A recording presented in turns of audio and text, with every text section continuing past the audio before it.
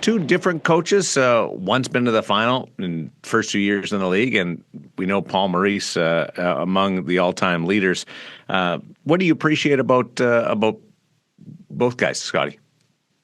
Well, I think in Paul's case, he's got, as you said, he's been in a lot of places. He's even coached in Russia, and he got in there and he's just got that team playing a style. I watched them play, and it is a unique style, and maybe Carolina does similar, but they don't when the puck goes back in their own end, they usually try to come up that side. If they come up their own left side, they got a lot of left-hand shots. They don't have. I mean, they got on the right side on defense. You got two.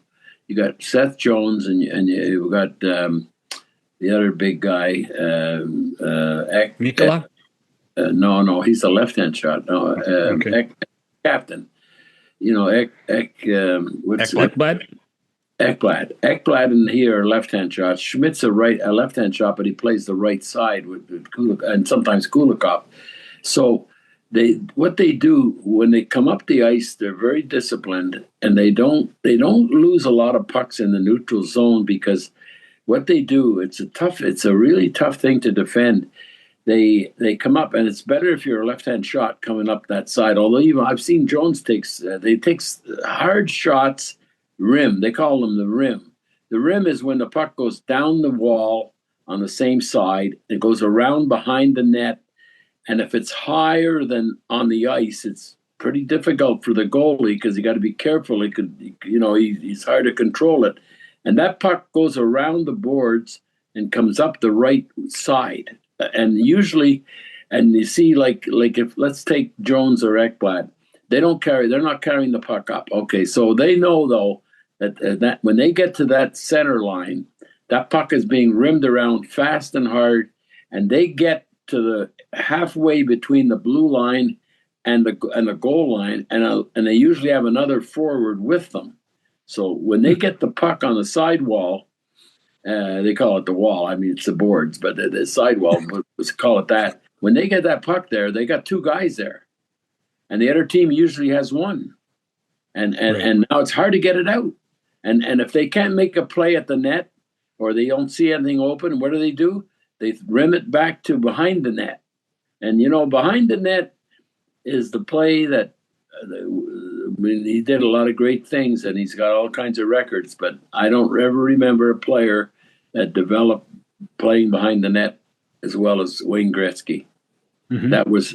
I mean, they called it office. I mean, players do it all the time now, but Wayne was so good at that because he could see, and he was such a great passer, and we know what he could do. But so that's a tough thing. So Paul Maurice, he's developed that system, and boy, I'm telling you, when you get a team that does something like that, and it's not a normal type of style. So like we'll take Edmonton now. Who would they have seen? They played Carolina maybe once. Carolina does the same thing.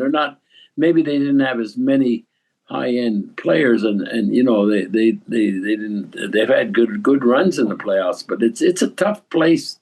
It's tough to defend in your own end when you got pressure all the time coming up the sideboards, and they know where they want to have it. Knoblock, Chris is he's been around a long places. He's been been in university, he's been in junior, he's been in the American League, been in this. I don't even think people knew. I didn't even remember he was an assistant coach in Philadelphia. Yeah, so he's had a lot of experience, and he's coached McDavid. McDavid didn't finish his career, so I would say he probably coached McDavid 3 years in Erie at least. And then he went to the Rangers farm team, so he's pretty well experienced. And then they got. What do you like about him the most tactically, or how he handles the game or approaches the game? Very calm. He's got full control of his emotions, which is not easy to do all the time, especially when you go for runs like they have now. And Yeah, he's quite a. I mean, they're both. These are really good coaches. You don't get where they are 2 years in a row like that, and making. I mean, each team's got 5 or 6 new players too. It's not like they didn't lose players. They both, they both did. It's pretty good thing when you think of it. But yeah, I told Chris. I said, they say that we share a record. The first 2 years in the league, as first 2 years coaching, we got to the Stanley Cup final.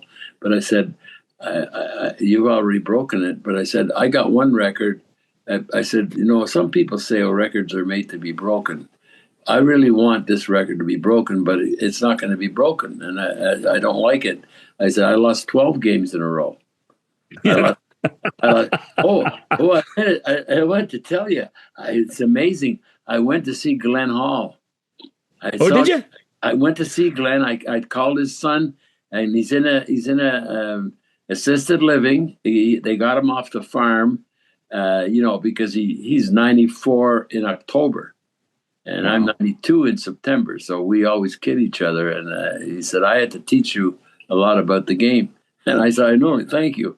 But anyways, I got talking to him, and I said, so he's a great man. Oh my goodness, we had a good talk, and I said, Glenn, I got that record, and you contributed to that record. He said, what do you mean? I said, well, we lost 12 games in a row. You played most of those 12. And he said, well, yeah, but he said, we did pretty well when you think of it. I said, yeah. I said, but Montreal, they beat us 4 in a row, Montreal. And I said, we took them to overtime twice in 2 of the games. And then he said, yeah, but he said, we lost all 4 games because he said we couldn't score, but we only lost by 1 goal. He knew all the games. And then he said, wow. And yeah, we lost the last game too. And then he told me, he said that that only goal that Bobby Orr ever scored. I said, yeah, I remember that one. He said, we took, we never got much credit, but we took the Boston Bruins, who were a super team. They won 59 games, and we took them to overtime before they could win the cup. So I told Chris, I said, I got 12 in a row. I told John Cooper the same thing. I met John on the ice after they lost the game against Chicago in 2015, and I didn't know what nice things to say to him. I said, John, don't worry about it. I said, you won 2 games. I lost my first 12.